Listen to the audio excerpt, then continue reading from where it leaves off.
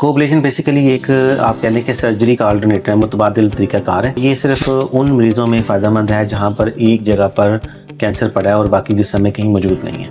कोअब्लेशन basically दो तरह के तरीक़ा इलाज को मिलाकर कैंसर ख़त्म किया जाता है। इसमें तीन चीज़ें जो है ना वो हमें हमारे लिए फ़ायदेमंद साबित होती हैं। या जिस कोअब्लेशन में हम किसी किस्म का कट नहीं लगाएंगे, हमने कोई चीरा नहीं देना, कोई हमने इसमें स्टिचेस नहीं लगाने, सिंपल नीडल ने अंदर जाना है और अपने टारगेट एरिया में काम करके वापस आ जाना है। तो देखिए, इसमें हम तकरीबन हर कैंसर को ट्रीट कर सकते हैं। शर्त यह है कि वो उस कैंसर का साइज़ और वो कितना जगह पर फैला हुआ है, ये दो चीज़ें मैटर करती हैं। बहुत ही अर्ली स्टेज के जो कैंसर हैं उसमें ये मुफीद है कि ये कोअब्लेशन का जो इलाज होगा ये 100% फ्री होगा।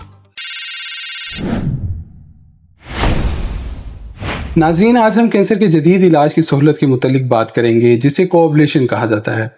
इस मौजू पर हम पहले भी बात कर चुके हैं, लेकिन आज एक बहुत अहम वजह है कि हम इस मौजू को दोबारा से डिस्कस करने जा रहे हैं। और वो अहम वजह यह है कि ये जदीद मशीन अब मुल्तान में भी मुतारिफ होने जा रही है। आज की पॉडकास्ट में आपको ये जानने को मिलेगा कि ये मशीन कब और कहाँ मैसर होगी और किन किन मरीजों के लिए ये मशीन मुफीद है। अस्सलाम वालेकुम डॉक्टर साहब। वालेकुम सलाम। डॉक्टर साहब, आम इंसान जब लफ्ज़ सर्जरी का सुनता है तो उसके जहन में खून, कट, लेज़र, इस तरह से मुख्तलिफ चीज़ें आती हैं उसके जहन में। तो मैं चाहता हूं कि आप हमारे नाजरीन को फिज़िक्स और बायोलॉजी के लेवल पे आसान अल्फाज में समझाएं कि ये कोअब्लेशन आखिर काम कैसे करती है, यानी कि बग़ैर कट और बग़ैर जलाए इतने सख्त कैंसर को किस तरह से ख़त्म कर देती है। कोअब्लेशन बेसिकली एक आप कह लें कि सर्जरी का अल्टरनेटिव है, मुतबादिल तरीक़ाकार है। ठीक है। और ये सिर्फ उन मरीज़ों में फ़ायदेमंद है जहाँ पर एक जगह पर कैंसर पड़ा है और बाकी जिस्म में कहीं मौजूद नहीं है। कोअब्लेशन बेसिकली दो तरह के तरीक़ा इलाज को मिलाकर कैंसर ख़त्म किया जाता है। ठीक है। एक जिसको क्रायो कहते हैं, जिसके अंदर कैंसर को इतना ठंडा कर दिया जाता है कि वो उस लो टेम्परेचर पे जाके डेड हो जाता है और उसके अंदर मौजूद खून की शरेयानें भी डेड हो जाती हैं। सही। और दूसरा तरीक़ाकार है कि इसको गर्म किया जाता है, पिघला दिया जाता है इस लेवल पे जाके कि मेल्ट होकर ये पानी की शक्ल इख्तियार करके जज़ब हो जाता है। तो कोअब्लेशन में बेसिकली हम पहले पेशेंट के उस ट्यूमर को -170 डिग्री पे ठंडा करते हैं। ठीक है। और जब वो उसको ठंडा होने के बाद वो बिल्कुल डेड हो जाता है, बर्फ़ की तरह जम के बिल्कुल नाकारा हो जाता है, उसके अंदर लाइफ नहीं रहती। फिर उसके बाद इसी तरह हम इसको वापस 0 पे लाके फिर हम इसको टेम्परेचर बढ़ा के 70 to 80 डिग्री पे ले जाते हैं। अच्छा। जहाँ पर ये बिल्कुल मेल्ट होकर पानी की शक्ल इख्तियार कर लेता है और फिर वहीं पे एब्जॉर्ब हो जाता है। सही सही। ये तो किसी फिक्शन मूवी का सीन लग रहा है कि जिस तरह से आपने बताया कि पहले ठंडा करके और फिर उसको गर्म करके जो है वो ट्यूमर को रिमूव किया जाता है। अच्छा डॉक्टर साहब, जब कोई नई टेक्नोलॉजी आती है तो लोगों के ज़हनों में काफ़ी शक व शुबात पैदा होते हैं कि क्या वाकई ही ये वैसे काम करेगी जितना हमें इसकी मशीन के बारे में सुनाई दे रहा है। अच्छा, इसके कोई ऐसे क्लिनिकली कोई ठोस फवाइद जो हमें क्लासिक सर्जरी में ना मिलते हो, इसके बारे में थोड़ा सा बताएं। देखिए, ये जैसे मैंने पहले आपको बताया कि ये बेसिकली कुछ कैंसर के मरीजों के अंदर सर्जरी का मुतबादिल तरीक़ाकार है कि हम बगैर जिस्म को काटे और उसको ऑपरेशन कर लें। ठीक है। तो और भी बहुत सारे मेथड इजाद हुए हैं जिनको हम कहते हैं कि हम सर्जरी का ऑल्टरनेट कहा जाता है। इसका कोअब्लेशन भी एक ऑल्टरनेटिव मेथड है। कैसे कि इसमें तीन चीज़ें जो है ना वो हमें हमारे लिए फ़ायदेमंद साबित होती हैं या जिसकी वजह से ये अट्रैक्टिव ट्रीटमेंट बन जाता है। एक तो इसमें खून नहीं बहता। ठीक है। दूसरा, इसके अंदर दर्द या सोज जो ऑपरेशन से होती है वो नहीं होती। तीसरा, इसके अंदर रिकवरी टाइम ज़्यादा है, ये सेम डे पे पेशेंट अपना ट्रीटमेंट करके घर जा सकता है। अच्छा। होता क्या है कि जब आप ऑपरेशन करते हैं, पेशेंट का जिस्म काटा जाता है, सिया जाता है, उस दौरान में खून की कमी होती है, खून बहता है, उस खून को बंद करने के लिए कोशिश की जाती है। कोअब्लेशन में हम किसी किस्म का कट नहीं लगाएंगे, हमने कोई चीरा नहीं देना, सही सही। कोई हमने इसमें स्टिचेस नहीं लगाने, सिंपल नीडल ने अंदर जाना है और अपने टारगेट एरिया में काम करके वापस आ जाना है। तो जब वापस आ रही होती है नीडल, तो उसका आपको पहले बताया कि टेम्परेचर बहुत हाई होता है, तो वो जब उस जगह से गुजरती है तो उस रास्ते में आने वाली तमाम वो डैमेज आर्टरीज या शरेयानें जो कि जिनमें से ब्लीडिंग होने का चांस है, उनको कॉटरी कर देती है, यानी कि साड़ कर उनको वहीं पे कोगुलेट यानी बंद कर देती है। तो इसमें ब्लड ब्लड लॉस का चांस नहीं है। अच्छा, बाकी चूंकि हमने कोई कट नहीं लगाया, स्टिचेस नहीं हुए, तो सावजरे ना जख्म होगा, ना कोई सोज, ना कोई दर्द, बिल्कुल। तो वो चीज़ इसमें नहीं होगी। तीसरा ये कि ये प्रोसीजर एक 40 to 60 मिनट्स का प्रोसीजर है। तो पेशेंट आएगा, उसको 40-60 मिनट्स में हमने उसको प्रोसीजर करना है। उसके बाद उसको 2 आवर्स 3 आवर्स समटाइम्स 4-5 आवर्स हम अपने पास रखेंगे रिकवरी में, कि कोई प्रॉब्लम ना हो जाए। कॉम्प्लिकेशन ना होने की वजह से हम इसको उसी दिन या उसी शाम को हम उसको डिस्चार्ज कर देंगे। तो ये चीज़ें हैं जिसकी वजह से हम पेशेंट को अर्ली रिकवरी में ले आते हैं, जल्दी उसको हॉस्पिटल डिस्चार्ज कर देते सही। हैं। पेशेंट के लिए एक ईजी प्रोसीजर है। डॉक्टर साहब, ये सुनकर तो हर मरीज ही कहेगा कि मेरा इलाज जो है वो कोबलेशन से ही किया जाए, क्योंकि सेम डे में जो है वो पेशेंट रिकवर होके घर आ जाएगा। तो थोड़ा सा इसको वाजे करें कि क्लिनिकली वो कौन से ऐसे पेशेंट्स हैं या वो कौन से ऐसे कैंसर हैं कि जिनका जो है वो मखसूस क्रायोबलेशन से जो है वो इलाज किया जा सकता है। देखिए, इसमें हम तकरीबन हर कैंसर को ट्रीट कर सकते हैं। शर्त यह है कि वो उस कैंसर का साइज और वो कितना जगह पर फैला हुआ है, ये 2 चीज़ें मैटर करती हैं। ठीक है। अगर कैंसर की कोई रसोली, कोई गिल्टी, कोई ऐसा लीजन है जो कि 4 सेंटीमीटर या उससे कम है, उसको हम इससे टारगेट कर सकते हैं। सही। जितना छोटा लीजन होगा उतना इजीली टारगेट हो जाएगा, जितना बड़ा करते जाएंगे कोअबलेशन से करना मुश्किल हो जाएगा। ठीक है। और दूसरा, कैंसर अगर जिस्म में फैला हुआ है, ये एक से ज़्यादा जगह पर है, तो हम फिर उसका कोअबलेशन नहीं कर सकते, क्योंकि हम हर जगह पर कोअबलेशन करना डिफिकल्ट होगा और एक थोड़ा टाइम कंज्यूमिंग, और इसके अलावा इसका कॉस्ट भी बढ़ जाएगी। सही। अब इसमें अगर हम देखें तो जो अच्छे रिजल्ट्स मिले हैं हमें, वो मिले हैं किडनी कैंसर यानी कि गुर्दों के कैंसर में। ठीक है। जिसमें आमतौर पर हम गुर्दा निकालने की बात करते हैं। अगर गुर्दे का कैंसर हो जाए, बिल्कुल, चाहे वो छोटा सा भी लीजन हो, हमें पूरे का पूरा गुर्दा रिमूव करना पड़ता है। तो कोअबलेशन में हम उतने छोटे से लीजन को हम डेड करके निकाल देंगे, तो पूरे का पूरा गुर्दा जो है वो उसका पेशेंट का बच जाएगा। सही। दूसरे नंबर पर आपने जिगर का कैंसर देखा होगा, उसके अंदर ट्रीटमेंट जो है ट्रांसप्लांटेशन है। जी। और डिफिकल्ट प्रोसीजर है, कॉस्टली है, और कई पेशेंट में वो पॉसिबल नहीं हो पाता। तो लीवर के अंदर एक या एक से ज्यादा लीजन हो और उनके अंदर डिस्टेंस है, छोटे लीजन्स हैं, तो उनको हम कोअबलेशन से खत्म कर सकते हैं। यूं हम पेशेंट को ट्रांसप्लांटेशन और जिगर के ज़ाया होने से बचा सकते हैं। तीसरे नंबर पे जो अच्छे रिजल्ट्स मिले हैं या आइडियल कैंडिडेट हैं, वो है ब्रेस्ट कैंसर।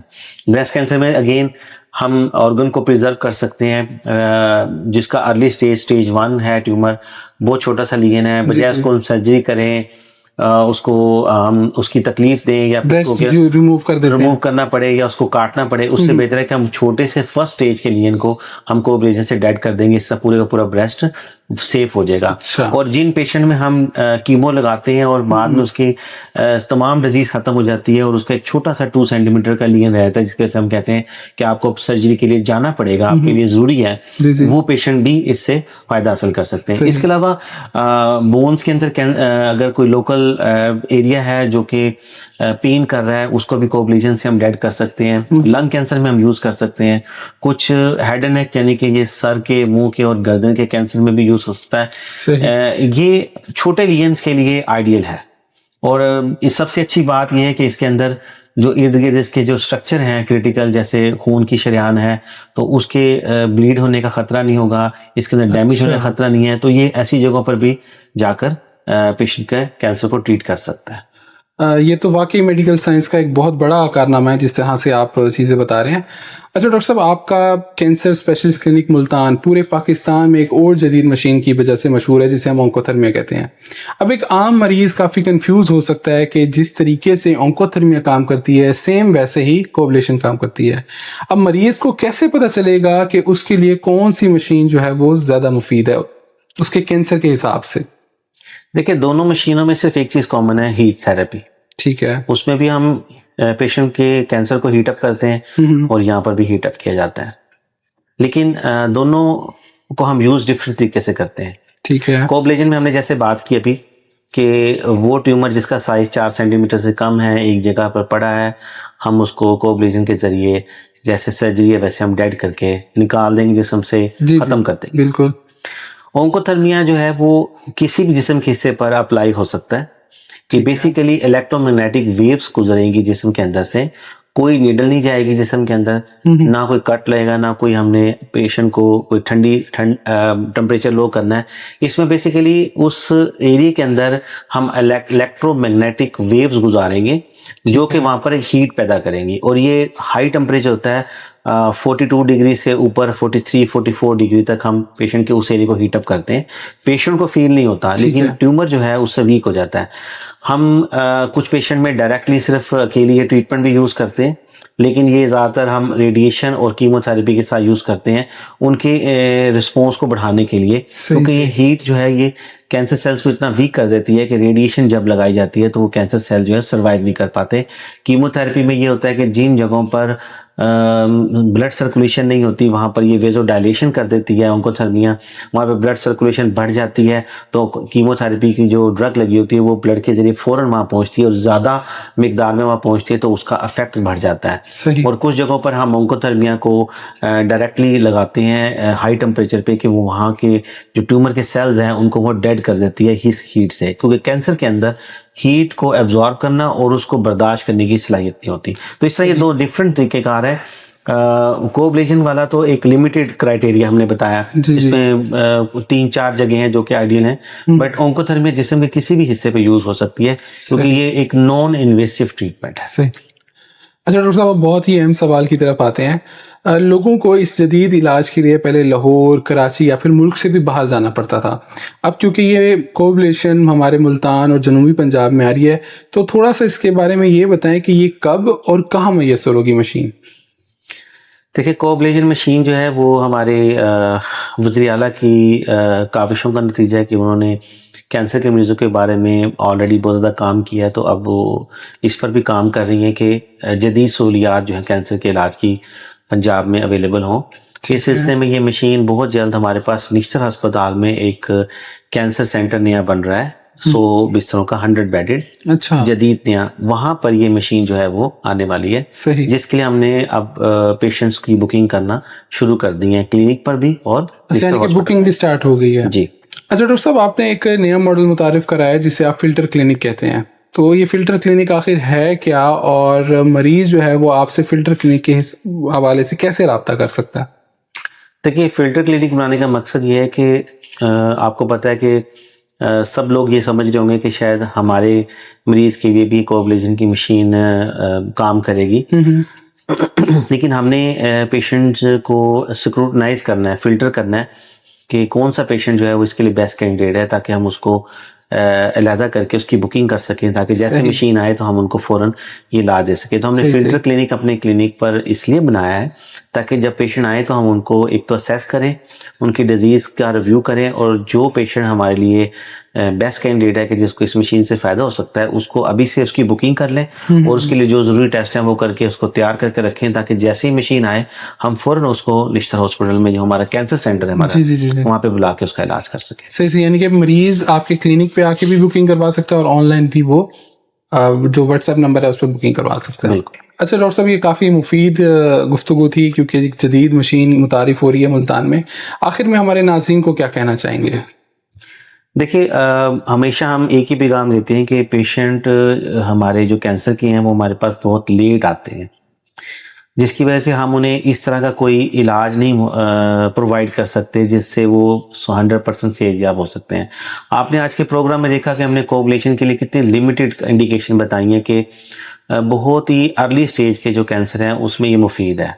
तो अगर हम अपने पेशेंट्स को जल्दी कैंसर के डॉक्टर के पास ले आएँ, अर्ली स्टेज पे अगर हम प्रेजेंट करें या अपना पेशेंट लेकर आएँ, तो इस तरह के इलाज के ज़रिए उनको 100% ठीक भी किया जा सकता है और उनको किसी तकलीफ से बचाया जा सकता है। तो हम समझते हैं कि हमारे जो लोग ये प्रोग्राम देख रहे होंगे, अगर कोई ऐसा पेशेंट जिसको अर्ली स्टेज का कैंसर है वो हमसे रब्ता करें, इंशाल्लाह उससे हम ये कैंसर के इलाज प्रोवाइड करेंगे और उम्मीद करते हैं कि इससे वो सेहतयाब हो जाएगा। और सबसे बड़ी बात जो हम इस प्रोग्राम में नहीं बता पाए कि ये कोअब्लेशन का जो इलाज होगा ये 100% फ्री होगा। ये तो बहुत ही एक अच्छा आपने पैगाम दे दिया, बहुत शुक्रिया डॉक्टर साहब आपका। नाज़रीन, ये थी हमारी आज की पॉडकास्ट में, लेकिन इंशाल्लाह अगली पॉडकास्ट में, तब तक के लिए इजाज़त दीजिए। फ़ी अमानिल्लाह।